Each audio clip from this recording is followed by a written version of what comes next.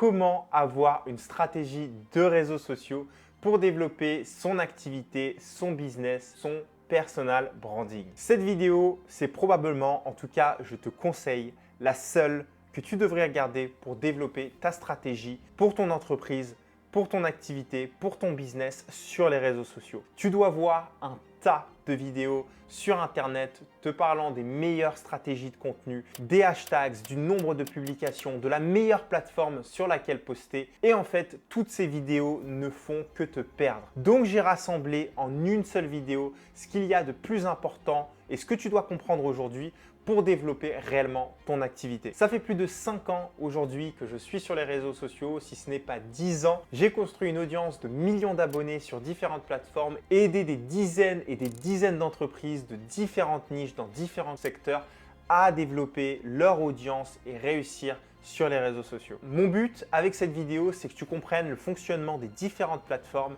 que tu ne te fasses pas avoir par tous ces changements de stratégie qu'on te met à la figure absolument tout le temps et que tu puisses avoir un plan clair, une compréhension de toutes les nuances qu'il y a sur les réseaux sociaux pour qu'au final, tu puisses passer à l'action avec confiance. Je ne vais pas te faire une vidéo par plateforme ou t'expliquer tous les détails parce qu'à mon sens, ça n'a pas d'intérêt. Mais par contre, on va voir quels sont les avantages de chaque plateforme et qu'est-ce que tu devrais faire aujourd'hui pour développer ta présence dessus et si bien sûr, il est judicieux de développer ta présence dessus. Mais je t'en dis pas plus, on est parti.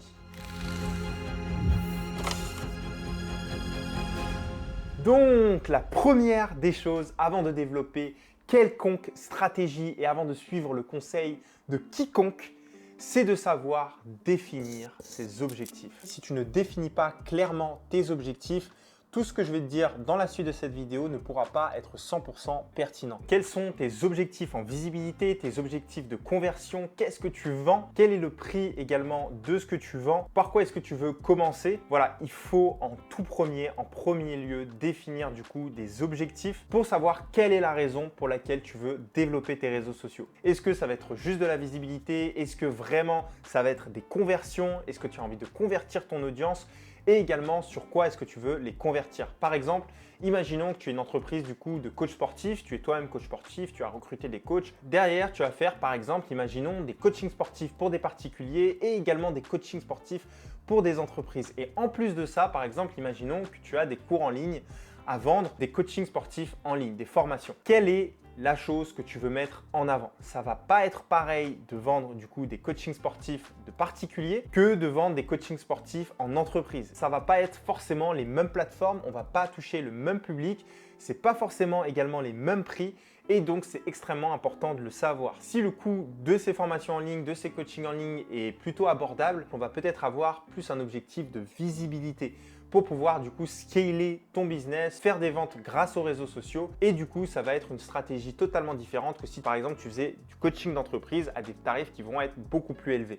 Derrière il va y avoir des relations qui vont être différentes, tu vas pas toucher le client de la même manière, tu vas avoir des échanges qui vont être très différents, les achats vont pas également se faire de la même manière, il va y avoir des achats impulsifs, des achats beaucoup plus réfléchis, tu n'as pas également accès aux mêmes personnes lorsque tu fais du coaching en entreprise, enfin bref, tout ça doit être mesuré avant même du coup de choisir la plateforme et d'avancer du coup sur la suite. Donc très important de savoir qui vise ton entreprise, qu'est-ce que vend ton entreprise, quels sont ses objectifs et de vraiment définir ça clairement. Il va y avoir du coup certains de mes clients qui vont savoir exactement quels sont leurs objectifs, pourquoi est-ce qu'ils souhaitent me voir et il va y en avoir d'autres avec lesquels on va définir ensemble leurs objectifs, voir ce qui est le plus malin de mettre en place, savoir s'ils venaient avec des intentions qui étaient réalisables ou si en fait il va falloir changer toute la stratégie. C'est extrêmement important de savoir au tout début qu'est-ce que tu fais et pourquoi est-ce que tu es sur les réseaux sociaux pour pouvoir atteindre tes objectifs et que ce soit extrêmement efficace. Ensuite, il faut savoir que les réseaux sociaux, ça prend du temps. Ce n'est pas quelque chose pour devenir riche rapidement, pour faire beaucoup de ventes, avoir énormément de clients extrêmement rapidement. C'est un branding à mettre en place. Il n'y a aucune façon d'y aller rapidement. Il ne faut pas se faire avoir par des gens qui vont te dire « Tiens, prends ma solution, tu vas payer tant et tu vas avoir tant de clients, etc. etc. » Faire de la pub également alors que tu n'as pas un réel branding en place parce que tu vas tout simplement perdre ton argent et pas optimiser l'argent que tu mets. Donc les réseaux sociaux, ça prend du temps, mais au fur et à mesure, c'est un effort cumulé et cet effort va être extrêmement rentable avec le temps. Donc ensuite, la deuxième étape, ça va être de définir ton persona. Donc il va y avoir des entrepreneurs qui savent déjà leur persona lorsqu'ils se lancent sur les réseaux sociaux. Je sais que c'est une question qui revient extrêmement souvent, mais on peut avoir clairement plusieurs personas. Par exemple, sur cette chaîne YouTube, je sais qu'il y a plusieurs personas qui vont regarder du coup mes vidéos. Je sais quel est le type de personne, je le définis bien évidemment de jour en jour et je sais que cette vidéo par exemple convient parfaitement à 3 types de personnes. Je vais avoir du coup des coachs, des consultants, des indépendants qui souhaitent développer du coup leur personal branding et leur business. Je vais également avoir des entreprises et des marques qui souhaitent développer du coup leur branding sur les réseaux sociaux pour développer leur chiffre d'affaires et créer vraiment une forte communauté. Et je vais avoir aussi une petite partie de créateurs de contenu, de freelance qui aiment les réseaux sociaux et qui s'occupent des réseaux sociaux par exemple d'une entreprise. Et en fait, je sais où est-ce que ces personnes cibles se croisent, je sais qu'elles aiment les réseaux sociaux, qu'elles savent que les réseaux sociaux c'est l'avenir, mais qu'elles vont avoir du mal à s'organiser, qu'elles ne connaissent pas ou qu'elles veulent en apprendre plus du coup sur les réseaux sociaux pour pouvoir développer leur activité, leur présence, leur business, leur impact. Je sais également que ces personnes sont très ambitieuses, très travailleuses et souhaitent créer aussi un réel écosystème du coup sur les réseaux sociaux, un réel écosystème en ligne. Donc le but, c'est de très bien comprendre son audience pour pouvoir la cibler du coup efficacement, savoir du coup où se trouvent les points communs entre tous les personas que tu peux avoir et arrêter de se poser forcément la question de la niche. Parce que si on pensait réellement à notre persona ou à nos personas, ce serait beaucoup plus naturel du coup de créer du contenu sur les réseaux sociaux, de toucher ces personnes, de savoir où est-ce qu'elles se croisent réellement et du coup d'avoir une communication qui est beaucoup plus efficace et qui va réellement parler. Donc on y vient, le point numéro 3, ça va être de choisir sa plateforme principale. Une fois du coup que tu as défini ton persona, que tu sais quels sont les objectifs de ton entreprise, il va y avoir du coup la question de la plateforme. Évidemment, être sur toutes les plateformes aujourd'hui, c'est un énorme avantage et si tu peux te le permettre, vas-y direct. Maintenant, tout le monde ne peut pas se permettre d'avoir du coup des équipes qui vont partager le contenu sur toutes les plateformes et parfois c'est même pas forcément intéressant et c'est ce qu'on va voir. Donc déjà, il faut que tu saches, évidemment, tu vas pouvoir trouver des gens intéressés par ta mission ou celle de ton entreprise sur toutes les plateformes. Maintenant, la réelle question, c'est pas de savoir sur quelle plateforme tu devrais être, mais plutôt quels sont tes objectifs à court, moyen et long terme. Et de savoir également sur quelle plateforme en premier se trouve le plus ton persona. Exemple, si tu vises des entreprises dans le B2B, LinkedIn sera du coup le plus envisageable, etc., etc. Et c'est la raison pour laquelle il est extrêmement important de savoir un peu le fonctionnement des plateformes et du coup la psychologie du consommateur sur la plateforme parce qu'on ne vient pas sur Instagram pour la même raison qu'on vient sur YouTube, qu'on va sur TikTok et qu'on va sur LinkedIn. C'est-à-dire que nos réflexes de base, la raison pour laquelle on y va, n'est pas la même. Notre cerveau n'est pas dans le même état lorsqu'il va sur LinkedIn que sur YouTube ou que sur Instagram par exemple. On n'est tout simplement pas dans le même contexte. Par exemple, si je te prends YouTube, la plateforme YouTube, tu ne vas pas être dans le même contexte lorsque tu vas regarder une vidéo YouTube que lorsque tu vas scroller sur TikTok, sur ton téléphone. C'est tout simplement pas la même chose.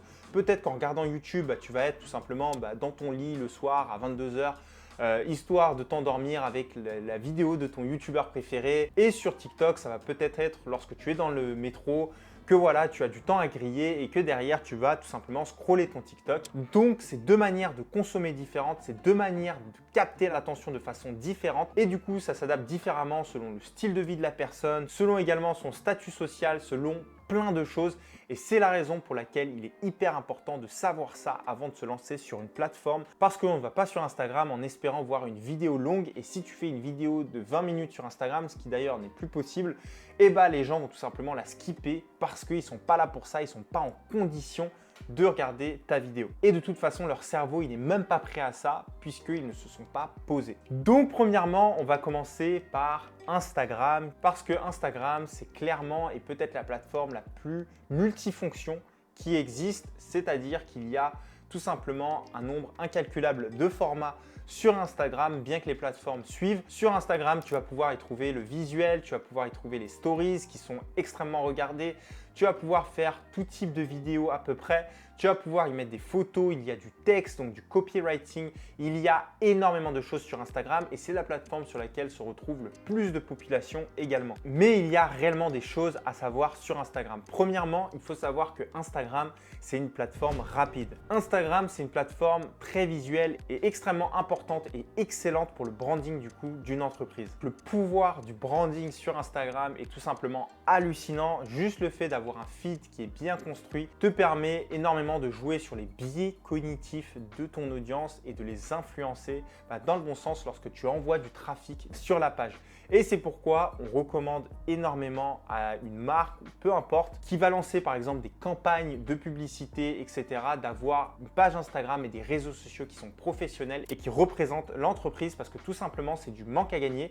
Lorsque quelqu'un se renseigne sur une entreprise, il va très souvent aller sur son Instagram, regarder ses réseaux sociaux, etc. Et lorsque c'est brandé, lorsqu'il y a une réelle image de marque, c'est beaucoup plus facile de convertir et lorsqu'on envoie de l'argent dans la promotion, dans le marketing, et derrière cet argent est optimisé. Instagram, c'est également une plateforme extrêmement intéressante lorsque tu souhaites vendre des prestations de services. Si tu es coach, consultant, Instagram est une excellente plateforme parce que tu vas pouvoir avoir un contact direct avec ton audience, échanger du coup dans les messages privés, faire des stories, permettre du coup à ton audience d'engager et c'est comme ça, avec cette relation-là aussi, que tu vas pouvoir vendre tes coachings, tes consultings, tes prestations de services. Et si tu l'as remarqué, c'est uniquement la seule plateforme avec laquelle tu discutes. Et Instagram reste l'unique plateforme où réellement tu as ce direct message, cette relation et cette proximité avec ton audience pour réellement créer une confiance parce qu'il va y avoir des échanges tout simplement. Donc Instagram, lorsque tu lances ton activité en tant qu'indépendant coach, consultant, c'est l'un des canaux à réellement envisager parce que c'est clairement là où tu vas avoir le plus de conversions extrêmement rapidement. Pour les inconvénients d'Instagram, évidemment, il y en a. Le fait que, premièrement, il est difficile d'exprimer toutes tes idées dans des courtes vidéos ou alors de simples posts. C'est extrêmement difficile de capter réellement ton audience puisque les posts disparaissent très vite. Il y a une concurrence qui est incroyable du coup sur Instagram. Il y a énormément de posts à la seconde, c'est un désordre pas possible. Le fait d'avoir des reels, des photos, tout type de posts, des stories, etc. Ça rend la chose beaucoup plus compliquée pour capter du coup l'attention d'une audience. C'est-à-dire que si réellement tu as une expertise, ça va être beaucoup plus dur de la montrer réellement en profondeur si tu n'as uniquement que Instagram, bien que je trouve que ça suffit amplement. Et deuxièmement, ça c'est le truc de tous les réseaux sociaux, excepté YouTube, c'est le fait que tes contenus disparaissent extrêmement rapidement, c'est-à-dire qu'au bout de 3 semaines, ton contenu est mort et donc n'intéresse plus d'audience. Instagram ne le propulse plus à une nouvelle audience et du coup, tes contenus meurent avec le temps. Donc au bout de 3 semaines, ça y est, il faut en refaire un, sinon tu n'as plus de visibilité. Donc maintenant, on en vient à cette magnifique plateforme qui est YouTube. YouTube, c'est une excellente plateforme qui pour moi est très solide et qui a de nombreuses années devant elle. Mais pour se lancer sur YouTube, il faut vraiment comprendre les avantages et les inconvénients pour pouvoir appliquer ce réseau social dans ta stratégie de contenu parce qu'il y a de gros avantages, de gros inconvénients également, on ne peut pas tout avoir et c'est ce qu'on va voir du coup maintenant. J'ai pu repérer deux gros avantages que YouTube a comparé à toutes les autres plateformes, c'est dans un premier temps le SEO. Le SEO, c'est pas la première fois du coup que j'en parle sur ma chaîne, c'est le Search Engine Optimization. Et en fait, c'est tout simplement comme Google, c'est le moteur de recherche. C'est-à-dire que lorsque quelqu'un cherche quelque chose sur Google, il va tomber du coup sur des articles. Et pour YouTube, c'est pareil. Lorsque quelqu'un cherche une solution à son problème sur YouTube, il va tomber sur des vidéos YouTube. Et c'est ça le pouvoir de YouTube, c'est qu'en fait, tu peux faire des vidéos qui vont cibler ton persona. Et en fait, ton persona va taper du coup ses problèmes dans la barre de recherche et va tomber sur tes vidéos. Donc, c'est un excellent moyen de jouer dessus et seul YouTube a réellement cette capacité, excepté également le blog de Google, puisqu'il faut savoir que YouTube appartient à Google, donc c'est exactement en fait la même chose ou presque. Donc du coup, le SEO peut te rapporter des clients pendant des années parce qu'une vidéo à toi qui est bien référencée, où tu y as mis du coup un bon titre, où tu as mis les bons hashtags, le bon référencement global et qui est une bonne vidéo, peut rester là pendant des années. Et tu imagines 5 ans plus tard, toujours des gens qui trouvent ta vidéo, rien que parce qu'ils ont un problème, ils cherchent une solution, ils tapent sur toi, une vidéo que tu as fait il y a 5 ans, tu as mis des efforts une fois et cette personne réussit encore à te retrouver et peut-être être intéressé par les services que tu offres, par les produits qu'offre ton business, peu importe. Le deuxième gros avantage de YouTube, ça va être la connexion avec son audience. C'est clairement une plateforme où on va s'attacher beaucoup plus à l'entreprise ou à la personal brand qui la dirige. Pourquoi? Parce qu'on y va pour y passer du temps. C'est-à-dire qu'on apprend à connaître la personne durant une vidéo de peut-être 8, 10, 15, 20, 30, 40 minutes. Et cette personne va nous apporter de la valeur, va régler nos problèmes. Et du coup, on a tendance à beaucoup plus considérer les gens que nous allons voir du coup sur YouTube, apprécier leur expertise et c'est ça réellement qui fait la différence. Du coup, sur YouTube, il y a aussi beaucoup plus de moyens de montrer qui on est, c'est-à-dire qu'il y a la vidéo, il y a la voix, il y a les gestes. Enfin, YouTube, entre guillemets, ne trompe pas et les gens peuvent s'attacher à toi et c'est là aussi le gros pouvoir de YouTube. Par exemple, imaginons que tu es coach sportif et que du coup, tu fais des sujets sur le sport. Imaginons que quelqu'un a un problème au niveau du sport, il a envie de recevoir des conseils, peut-être qu'il ne se débrouille pas trop, il se cherche un petit peu au niveau du sport et du coup, il va taper comment se muscler rapidement sur la barre de recherche YouTube. Derrière, il y a ta vidéo qui va apparaître, qui va lui donner de bons conseils et qui va l'inviter du coup à découvrir les programmes qui peuvent l'aider à aller beaucoup plus loin. Voilà le pouvoir de YouTube et voilà comment sur le long terme, ça peut être extrêmement intéressant. Il faut savoir également que peu d'entreprises, peu de personal brands vont se lancer sur YouTube parce que c'est une énorme barrière à l'entrée. Derrière, c'est long. Il faut tourner la vidéo, faire le script. Il y a le montage qui ou alors coûte cher puisqu'il va falloir le déléguer ou alors prend énormément de temps. Et en plus de ça, tu vas avoir la miniature à faire qui est extrêmement importante parce que sans miniature, ta vidéo YouTube a tout simplement pas de vue. Et le fait de poster la vidéo, de la référencer, d'y mettre un bon titre, d'y mettre les bonnes tactiques de référencement, tout ça, c'est un énorme travail. Et si en plus tu as à le faire toutes les semaines, derrière, c'est extrêmement compliqué de faire grossir une chaîne YouTube. Donc oui, c'est compliqué, mais voilà, en même temps, c'est une énorme barrière à l'entrée. Ce n'est pas tous tes concurrents qui vont être sur YouTube. Et du coup, tu fais le choix de galérer un petit peu pour être ensuite unique sur ton marché, entre guillemets, et avoir du coup un avantage sur les autres. Maintenant, voyons les inconvénients de YouTube. Je pense qu'on en a déjà dit un. Celui du fait que c'est extrêmement long et pas évident de créer du coup des vidéos YouTube tant le process peut être compliqué et demande beaucoup de compétences. Ensuite, il faut savoir que c'est une plateforme sur le long terme. Clairement, pour te donner un ordre d'idée, je n'ai pas eu mes premiers résultats sur YouTube après 6 mois. Avant ces 6 mois-là, c'était tout simplement de la création et du test et réellement de l'apprentissage. Et c'est seulement après ces 6 mois que ça a commencé à rapporter ses fruits.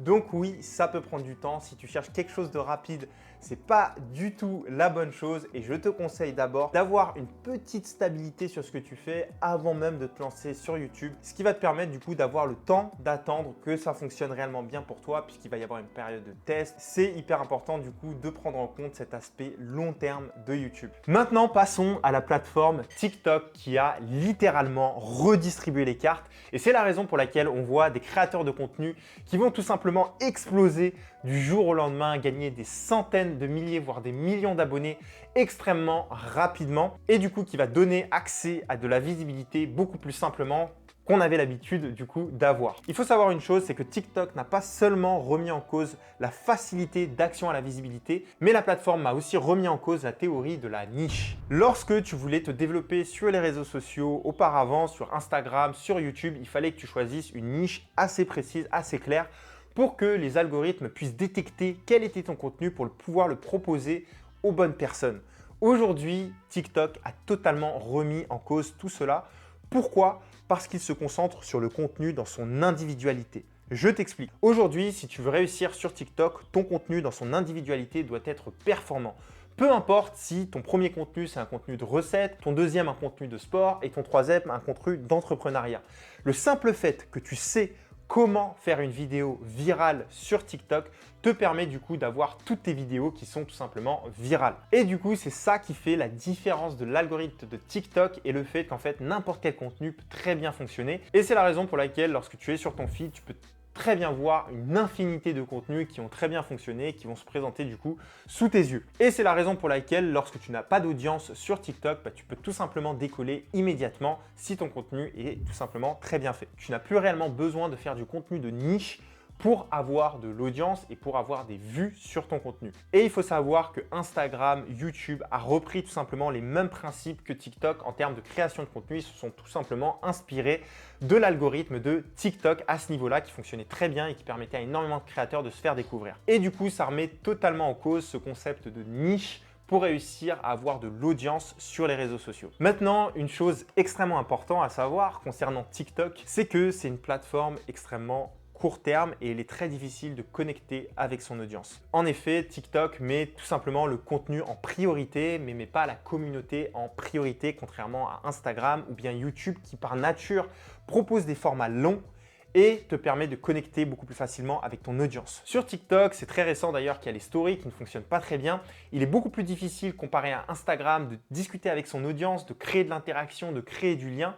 Et c'est la raison pour laquelle lorsque tu as un business, que tu vends des services, des produits, ça va être beaucoup plus difficile du coup de les vendre si jamais tu n'arrives pas à créer un tunnel avec cette audience. L'une des meilleures stratégies que je conseille aujourd'hui sur TikTok, c'est de profiter de la visibilité de la plateforme pour la rediriger quelque part d'autre, que ce soit ta newsletter, ta mailing list, ton compte Instagram, quelque part où tu vas connecter beaucoup plus avec ton audience, où ça va te donner de la visibilité sur ton vrai travail, là où tu présentes ton vrai travail. Et du coup, TikTok est extrêmement intéressant aujourd'hui pour ramener du trafic, ramener du flux vers d'autres canaux d'acquisition, vers d'autres médias qui vont te permettre de connecter beaucoup plus fortement avec ton audience. Maintenant, si je devais répondre à quelques questions qu'on se pose en général sur TikTok, c'est premièrement, est-ce que oui, c'est une plateforme qui va du coup ramener rapidement de l'audience? En effet, oui, c'est beaucoup plus simple de réussir sur la plateforme. L'algorithme est 100% basé sur ça et 100% basé sur le contenu, comme je te l'ai dit. Deuxièmement, est-ce qu'il n'y a que des jeunes sur la plateforme? Absolument pas. L'époque où il n'y avait que des jeunes, c'est totalement fini. Aujourd'hui, tu peux trouver absolument tout le monde sur la plateforme. Et troisièmement, est-ce que tu peux utiliser TikTok pour gagner du coup des clients dans ton business? Évidemment oui, mais comme je te l'ai dit, c'est beaucoup plus intelligent, beaucoup plus smart pour moi de ramener cette audience vers un canal d'acquisition où tu vas beaucoup plus connecter avec elle parce que ce n'est pas du tout évident de connecter sur TikTok. Je ne dis pas que c'est impossible, mais c'est beaucoup moins instinctif du coup de connecter avec ton audience sur TikTok que ça l'est par exemple sur Instagram, dans ta newsletter, où ça va être beaucoup plus privé avec ton audience. Donc TikTok, extrêmement intéressant pour se faire connaître et emmener du coup tes utilisateurs vers un autre canal d'acquisition et ensuite pouvoir le convertir. Et on va voir un petit peu plus comment se déroule un tunnel de vente un peu après lorsqu'on va parler du contenu parce que tu vas voir qu'il y a le facteur Know, Like and Trust qui est extrêmement important et qu'il faut comprendre dans le contenu pour avoir une belle stratégie et notamment sur TikTok. Ensuite, on y vient à la plateforme LinkedIn que moi-même je découvre en même temps que je te fais cette vidéo. En général, je te partage des plateformes que moi-même j'ai essayé pour lesquelles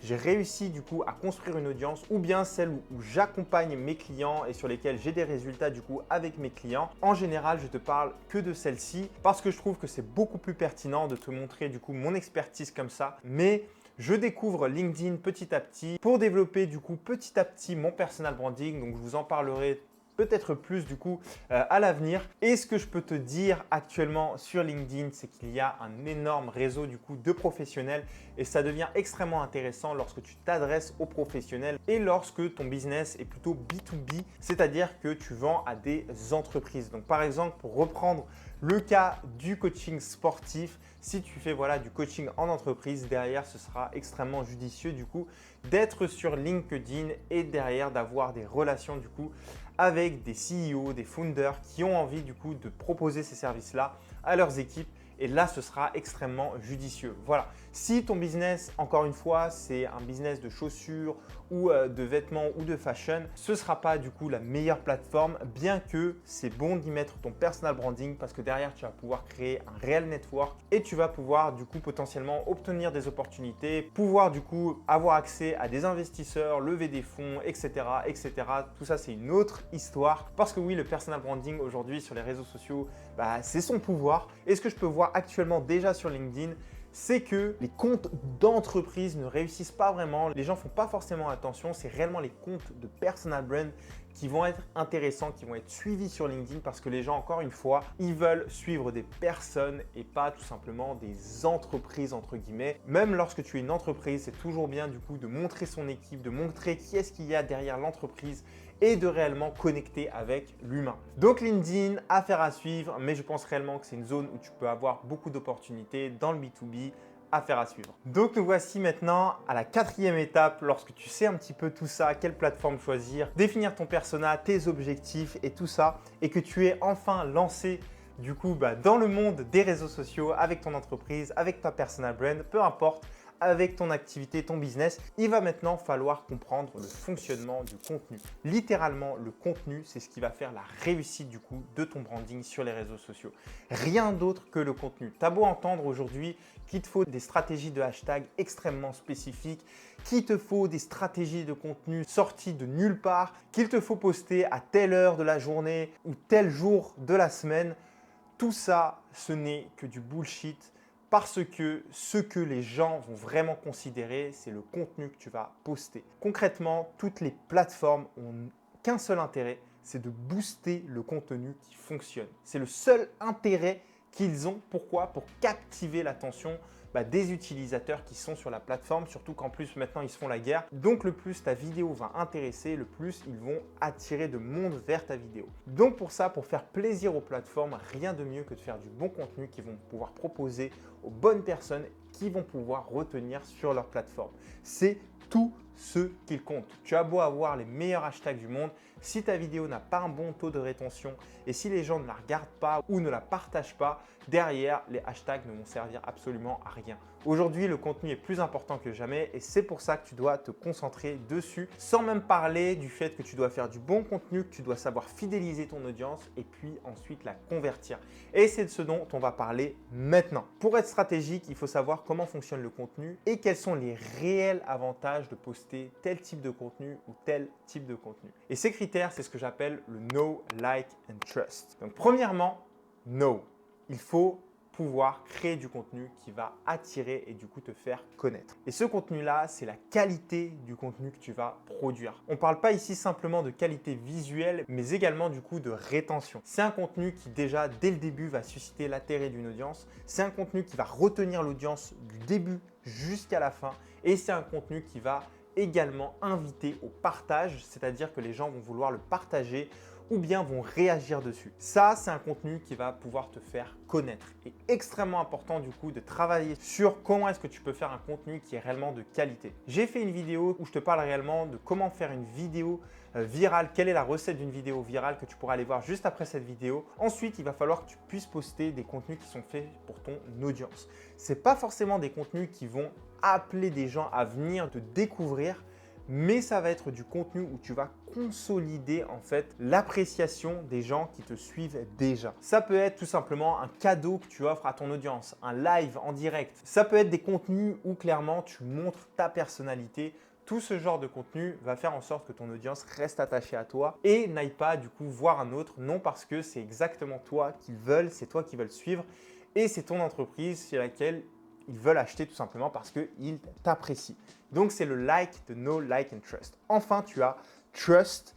Et le trust, c'est réellement les résultats que tu vas montrer, les résultats que tu as eu avec tes clients. Également, ça va être les témoignages, les retours que tu vas avoir qui va créer du coup la confiance avec laquelle ça va être beaucoup plus simple de convertir par la suite. Parce que je sais que beaucoup n'aiment pas être punchy, sell-ci, vendre leurs produits agressivement, etc. Mais si tu suis réellement ce know, like and trust et que tu le fais bien et que tu le répartis bien dans ta stratégie de contenu, tu n'auras pas à être vendeur de tapis comme on dit et répéter du coup tes produits, tes services à longueur de journée. Ça peut être fait de manière stratégique, tout simplement en faisant un know, un like, un trust, en faisant un appel à l'action vers tes produits et en répétant du coup ce schéma-là assez fluidement du coup dans ta communication. Maintenant, passons à l'une des choses qui bloque le plus d'entrepreneurs. C'est bien beau tout ça, mais il faut pouvoir tenir du coup sur le long terme. Je sais comme l'organisation est compliquée lorsque tu gères des réseaux sociaux, notamment lorsque tu vas gérer plusieurs pages, c'est pas du tout évident. C'est hyper important d'avoir une belle organisation pour gérer tes réseaux sociaux parce que c'est comme ça que tu vas obtenir des résultats à long terme. Et en plus de ça, c'est comme ça que tu vas tenir sur le long terme avec tes réseaux sociaux. Et pour ça, en général, ce que je conseille, c'est d'avoir des zones où tu vas créer ton contenu. Exemple, imaginons que tu postes tous les jours de la semaine. Ce qu'on va dire, c'est que 2 jours par semaine, tu les consacres pour la création de contenu. Peu importe combien de temps ça va te prendre, ça c'est à identifier selon ta situation. Donc tu vas te réserver 2 jours pour créer ton contenu ou 1 jour par semaine, peu importe. Et derrière, tu vas avoir par exemple 3 heures ou 4 heures pour planifier le contenu des 2 semaines à venir. C'est un exemple du coup d'organisation qui peut être réellement bénéfique parce que ton cerveau, il a des flux de création. Et si tu te mets à créer de temps en temps, parfois, en fait, tu ne vas pas être régulier. Il faut que tu te concentres sur ton flux de création lorsque tu crées du contenu sur les réseaux sociaux et ensuite ton flux de planification.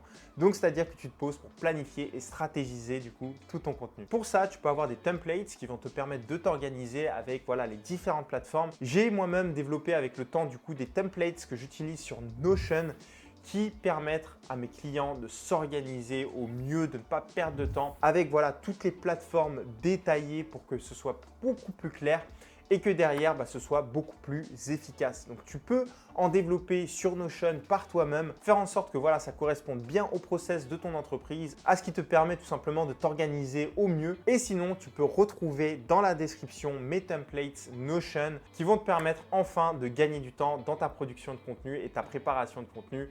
Car crois-moi, le temps, c'est de l'argent et ça vaut de l'or. Et enfin, je te conseille de prévoir ton contenu au moins 2 semaines à l'avance, ce qui en soi est assez pour planifier ton contenu, mais également ce qui te laisse du temps pour ajuster si tu vois des tendances sur le net. Parce que si tu vois des tendances, vaut mieux les utiliser assez vite parce qu'elles arrivent une fois. En général, elles ne durent pas et si tu es là au début, ça fonctionne bien. Donc, laisse un petit peu d'espace pour les tendances qui arrivent de temps en temps et tu verras, tu seras beaucoup plus organisé et créatif à la fois. Enfin, le 6e point, ce qui gêne, je sais, beaucoup d'entrepreneurs, c'est de pouvoir parler naturellement du coup de ces services, de ces produits, de ce qu'on vend tout simplement, alors que c'est extrêmement important et on se met rarement à la place de notre audience. Mais il y a réellement des biais qu'on peut utiliser qui nous permettent de vendre nos services, nos produits sans être salesy, sans répéter toute la journée qu'on a des services, qu'on a des produits à vendre, bien que c'est extrêmement important que ton audience sache ce que tu vends, ce que tu mets tout simplement en face de ses yeux, qu'au moins dans ton feed,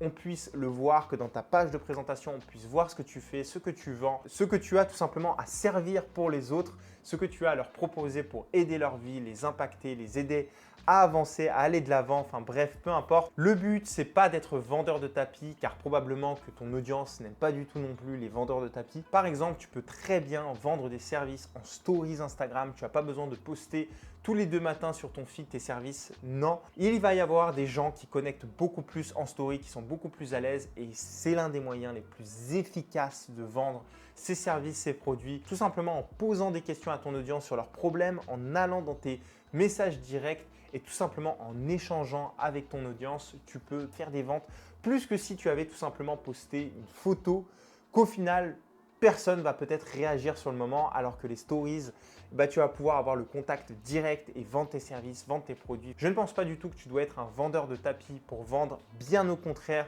Parce qu'en général, si tu ressens ça, c'est que ton audience aussi va le ressentir. Il faut que tu sois le plus stratégique possible et parfois, ça fonctionne même encore mieux que de faire des stratégies qui vont être beaucoup plus easy. Il faut juste que tu saches simplement que tout va dépendre de tes produits, des produits que tu vends. Plus tes produits vont être chers, plus de toute façon, il va falloir que tu communiques avec ton audience. Il va falloir que ton audience voit plusieurs fois tes produits, que tu en parles plusieurs fois selon une longue période de temps ou pas. Mais en tout cas, il va y avoir plusieurs points de contact. Alors que si tu vends des produits qui sont un peu moins chers, voire beaucoup moins chers, entrée de gamme, derrière, tu auras besoin d'avoir beaucoup moins de contact avec ton audience, d'être beaucoup plus dans l'émotionnel. Et de toute façon, puisque c'est moins cher, les gens achèteront beaucoup plus facilement. Et le problème, c'est qu'on te parle de stratégie absolument toutes les 2 secondes et que bien souvent, on oublie ce contact qu'on a avec nos clients, avec les gens qui souhaitent ou bien travailler avec nous ou bien qui souhaitent nos produits, nos services. Et le problème, c'est qu'on oublie ce contact, on pense qu'à la stratégie, on s'éloigne de notre relation avec les gens qui ont besoin de nous. Si on revenait tout simplement au contact humain, ça se passerait beaucoup mieux. Et à force de penser stratégie, on pense en fait qu'il y a des hashtags, qu'il y a des numéros, qu'il y a des nombres de likes, sans penser réellement aux gens qu'il y a derrière. Et c'est une énorme erreur à mon sens parce que le plus pour moi tu vas avoir de la relation avec ton audience, le plus tu vas être humain avec cette audience, le plus tu vas échanger avec elle en message privé, etc. le plus ton business va réussir. C'est mon opinion. En tout cas, ça marche pour moi, ça marche pour mes clients, ça marche pour mes élèves. Donc, je te conseille réellement de revenir à être humain sur tes réseaux sociaux. Voilà, n'oubliez pas de télécharger mon guide sur les réseaux sociaux que vous allez trouver du coup dans la description, un guide qui va vous apporter énormément de valeur pour développer vos réseaux sociaux. Je vous souhaite une excellente journée. C'était un plaisir de vous faire cette vidéo aujourd'hui. C'était Mister Passy et à la prochaine.